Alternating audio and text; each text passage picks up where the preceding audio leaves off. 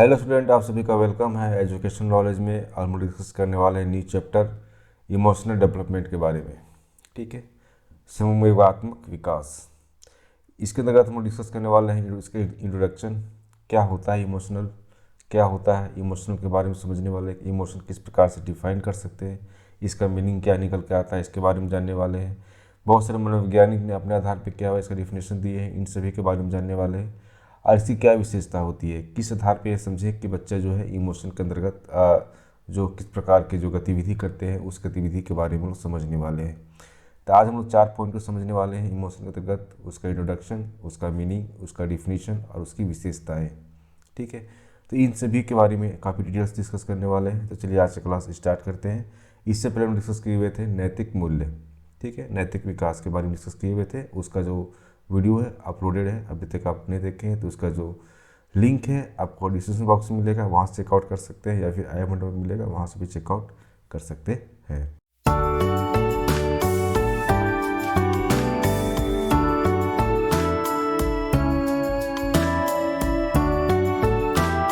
तो पहला पार्ट आता है आपका इंट्रोडक्शन। तो पहले पार्ट में क्या देखने को मिलता है, अगर शिक्षा की दृष्टि से बात करें कि इमोशन किस प्रकार से हम डिफाइन कर सकते हैं, तो संयोगात्मक विकास की बात करते हैं, जिसमें कि मानव विकास, उसकी वृद्धि के महत्वपूर्ण पहलू होते हैं, जिसमें से एक आवश्यक पहलू माना जा सकता है। अगर हम शिक्षा की दृष्टि से अगर देखना चाहते हैं तो जो इमोशनल डेवलपमेंट की बात की जाती है तो मानव विकास में सबसे अधिक अहम भूमिका निभाता है। उसकी वृद्धि मतलब कि मानव विकास और वृद्धि की बात करते हैं तो उसमें सबसे ज़्यादा महत्वपूर्ण भूमिका निभाता है और सबसे आवश्यक पहलू भी माना जाता है।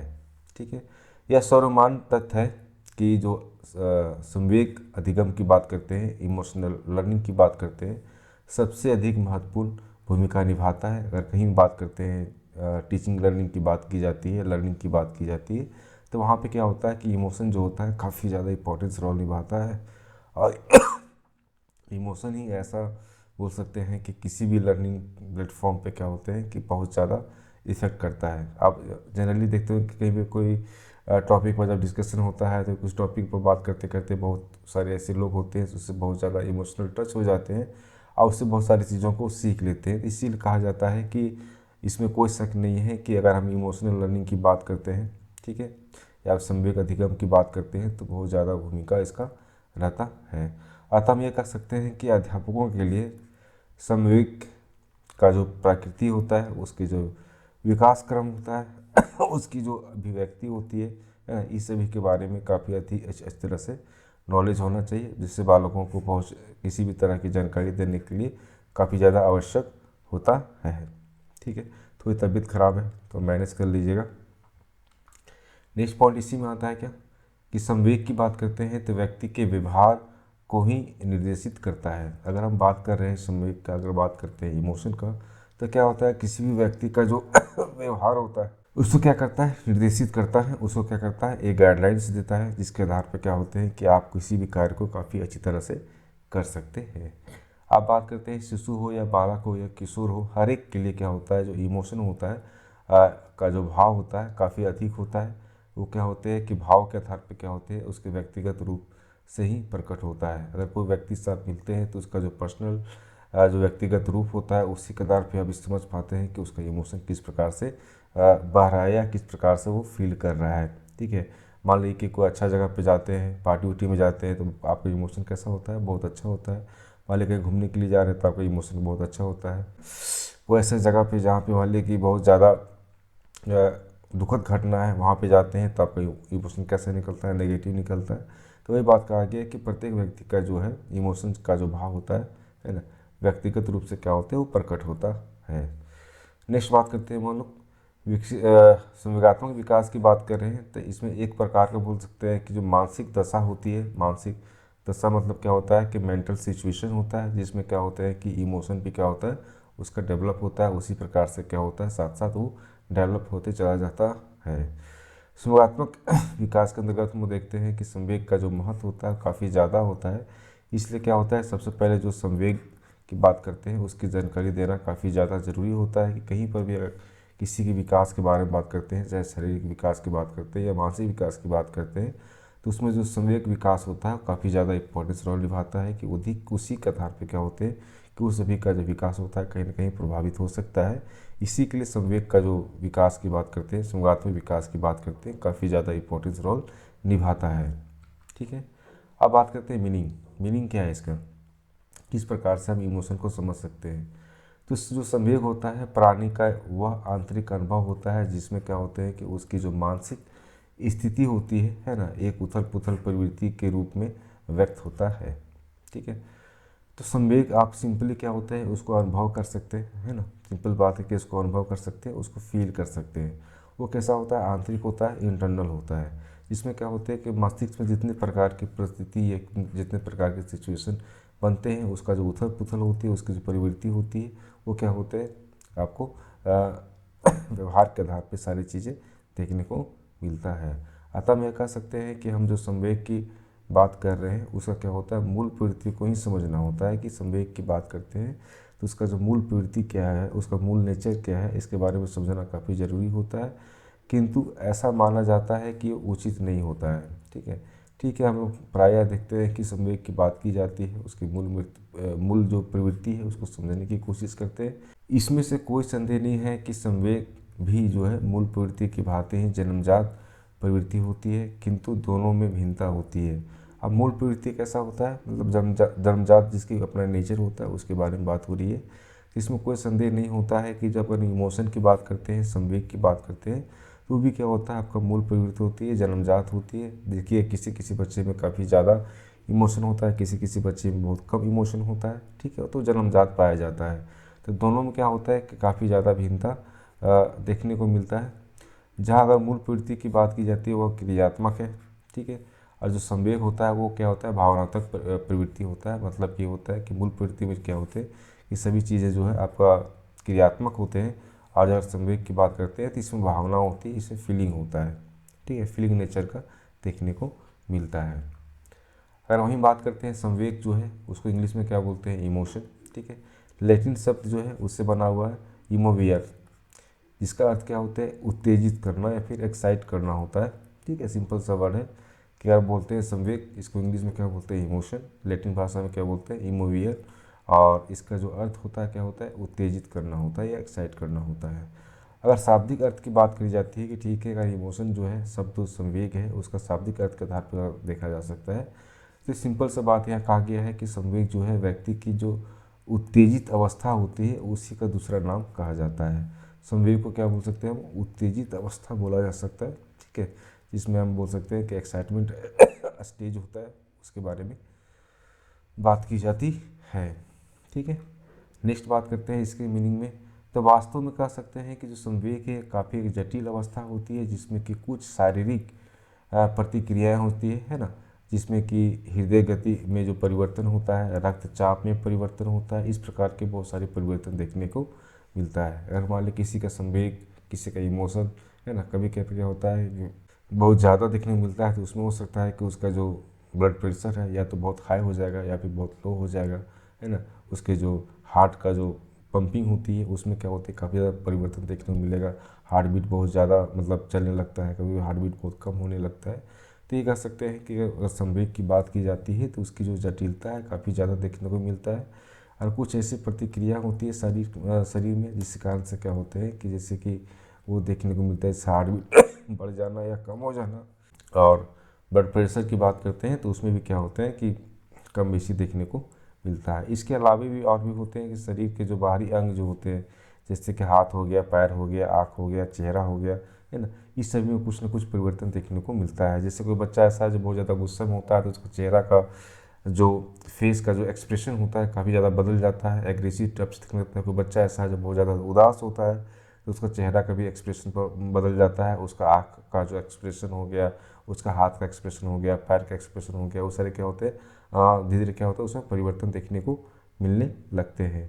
तो वही बात कहा गया कि ठीक है, अगर हम बात करते हैं इमोशन का, तो इमोशन का बहुत ज़्यादा जटिल अवस्था होती है, जिसमें शारीरिक प्रतिक्रिया जिस प्रकार से होते हैं उसके आधार पर क्या होता है, इंटरनली जो है बहुत ज़्यादा प्रभावित होता है। या फिर बोल सकते हैं कि जब शरीर के बाहरी अंग की बात करते हैं तो उसमें हाथ, पैर, आँख या चेहरा या किसी प्रकार से बोल सकते हैं कि बहुत सारी परिवर्तन देखने को मिलता है।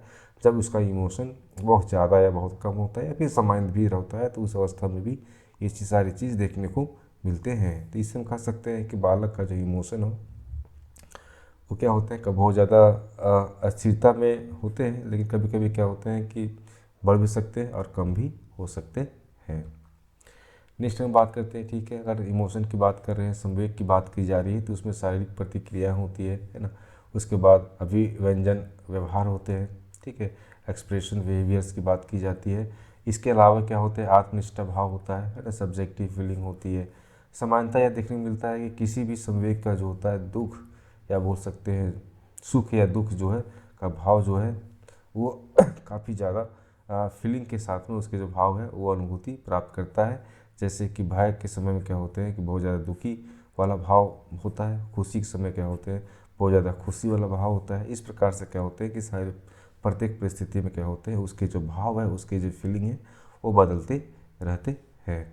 अब हम बात करने वाले हैं कि ठीक है, अगर इमोशन को इस प्रकार से समझा जा सकता है तो इसको डिफाइन किस प्रकार से कर सकते हैं। तो बहुत सारे मनोवैज्ञानिक ने अपने अपने तरीके से क्या किए हैं, इसको डिफाइन किए हैं।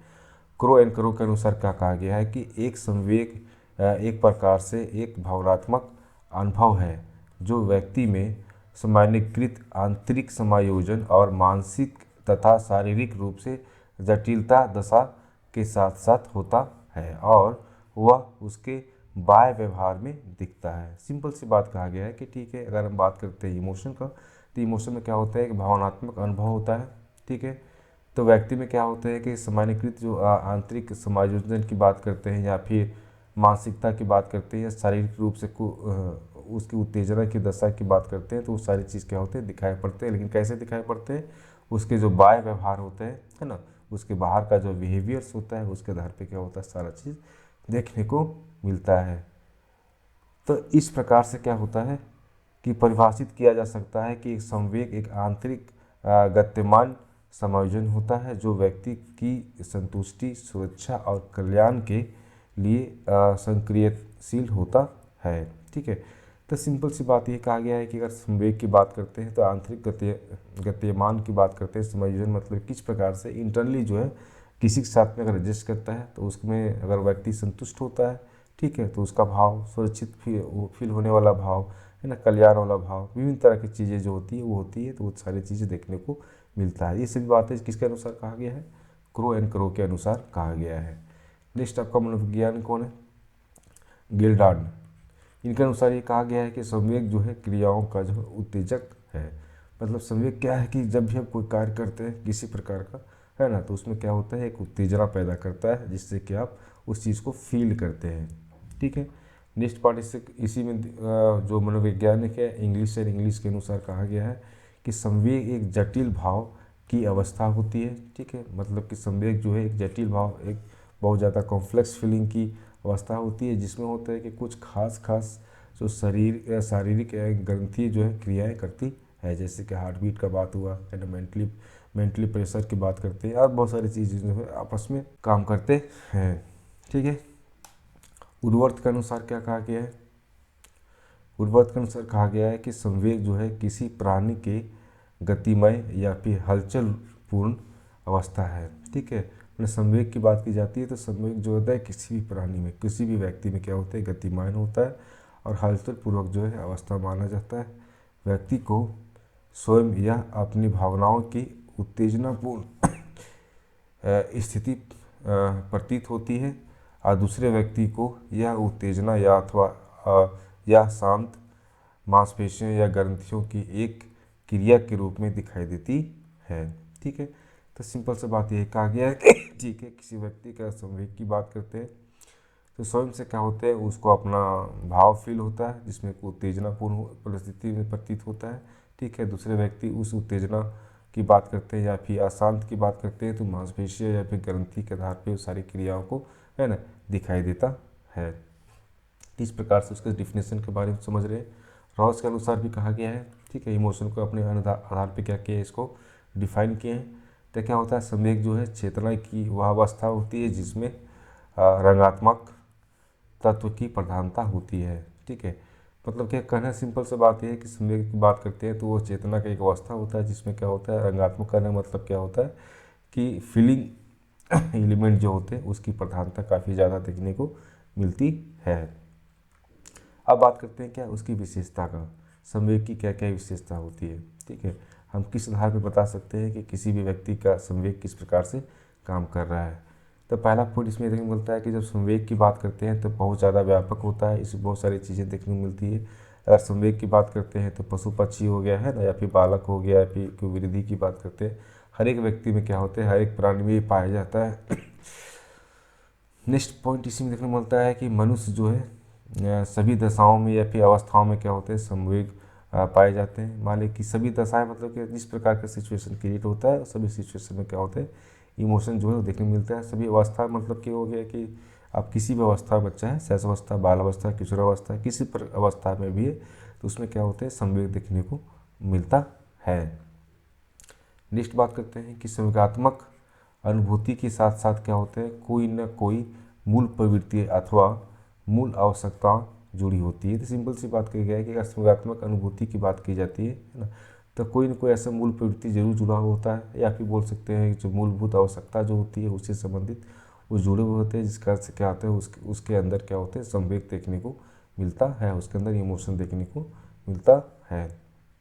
ठीक है, इसी में नेक्स्ट पॉइंट है क्या, सामान्य रूप से जो संवेग की जो उत्पत्ति होती है वो प्रत्यक्षीकरण के माध्यम से होता है। मतलब ये होता है कि जब कोई व्यक्ति है ना किसी संवेग की बात की जाती है तो उसमें क्या होता है, कोई व्यक्ति जो है वो प्रत्यक्षीकरण मतलब क्या, सामने कोई चीज़ को देखता है तो उसके बाद जो है उसका इमोशन में परिवर्तन देखने को मिलता है। सामने मतलब ये होगा कि कोई चीज़ को फील कर रहा है, चाहे वो मूवी में मान ली कि कोई टीवी में देख रहा है या फिर इंटरनेट में कोई चीज़ को देख रहा है या प्रत्यक्ष रूप से कोई चीज़ को हो रहा है, तो उस चीज़ को सामने से जब देखता है तो उसके साथ में क्या होती है कि वहाँ से उसके संवेग जो इमोशन हो जो वो परिवर्तन होते चले जाते हैं। दुख वाला होगा तो दुख होगा, और खुशी वाला होगा तो खुशी देखने को मिलेगा।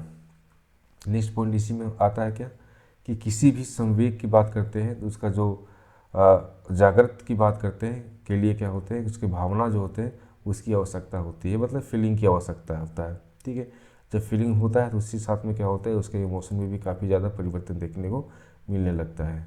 प्रत्येक संवेगात्मक अनुभूति जो होते हैं व्यक्ति में कई प्रकार के जो शारीरिक और शरीर संबंधी जो परिवर्तन होते को जन्म देती है।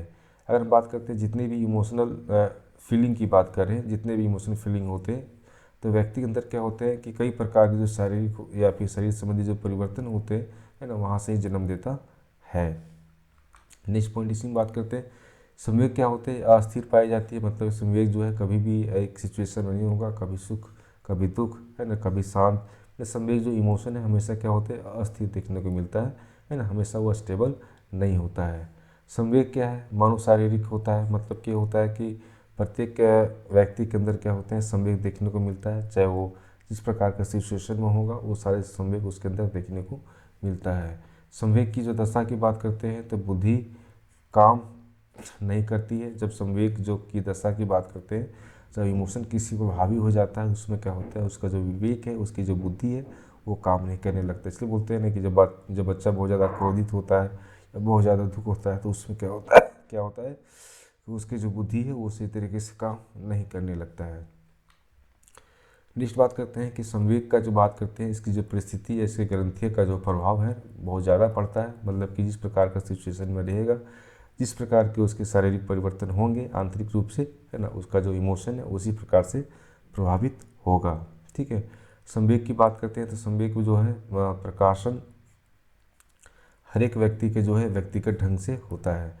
जितने भी व्यक्ति है उसका व्यक्तिगत ढंग से करना मतलब है प्रत्येक व्यक्ति का अपना अपना इमोशन होता है, उसी प्रकार से क्या होता है उसके व्यवहार के रूप में वो सारी चीज़ देखने को मिलती है।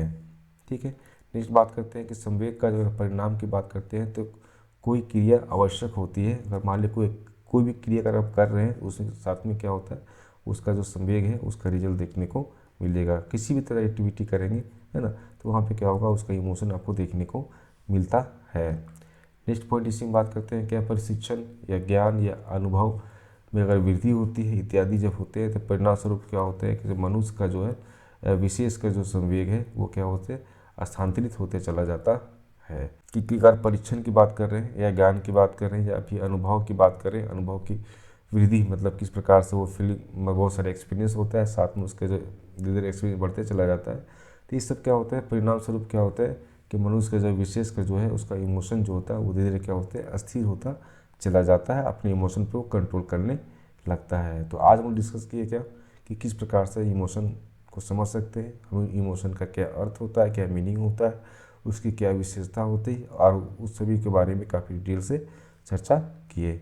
और हमारे चैनल फर्स्ट टाइम विजिट कर रहे हैं तो सब्सक्राइब कर लें, इसको लाइक करें, अपने ग्रुप में ज़्यादा शेयर करें, जो बच्चा बीएड या डीएलएड का तैयारी कर रहे हैं उसको हेल्प मिल सकेगा।